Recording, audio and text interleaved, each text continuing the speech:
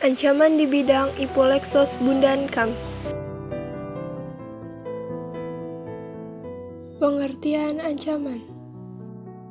Ancaman adalah setiap usaha dan kegiatan, baik dari dalam negeri maupun luar negeri, yang dinilai membahayakan kedaulatan negara, keutuhan wilayah negara, dan keselamatan segenap bangsa.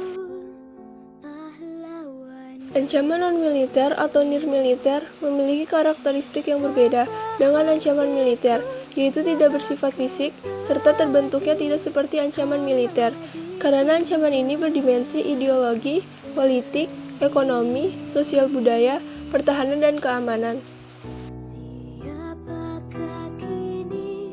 Berikut ini adalah ancaman bangsa Indonesia yang dilihat dari berbagai bidang kehidupan. Yang pertama adalah ancaman di bidang ideologi. Ancaman dalam bidang ideologi adalah ancaman yang mengganggu atau mencoba untuk menggantikan ideologi bangsa, yaitu Pancasila.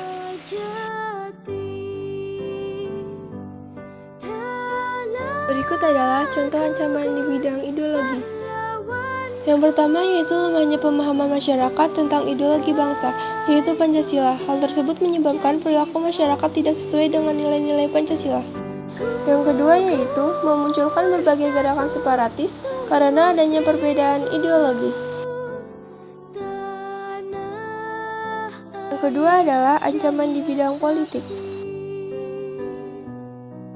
Ancaman di bidang politik ialah merupakan ancaman yang dapat bersumber dari luar negeri maupun dalam negeri.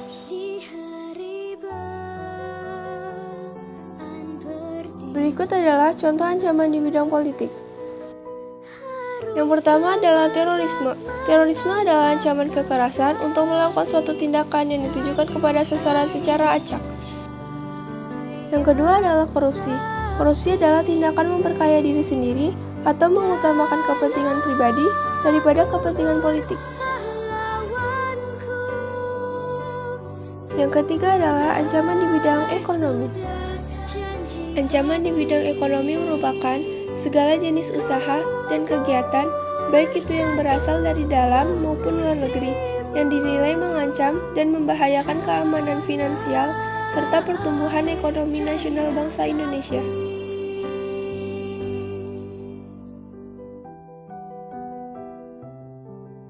Berikut adalah contoh ancaman di bidang ekonomi. Contohnya yaitu pengangguran. Angka pengangguran yang tinggi menandakan bahwa banyak orang di luar sana tidak memiliki penghasilan yang bisa memenuhi kebutuhan hariannya.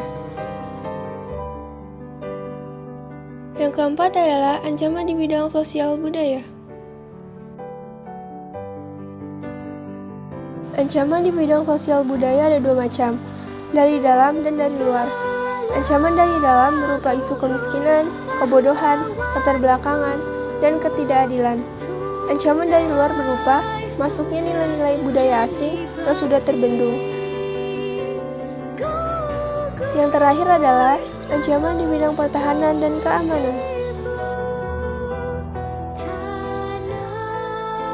Ancaman di bidang pertahanan dan keamanan berarti adalah segala usaha yang bermaksud bertujuan untuk membahayakan atau mengganggu yang namanya kedaulatan dari suatu negara, baik itu bersifat mengancam, menghambat, ataupun bisa dibilang mengganggu kedaulatan di negara itu sendiri.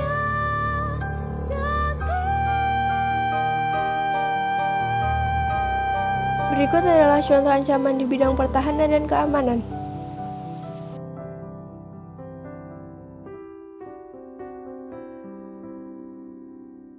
Contohnya yaitu penyelundupan senjata.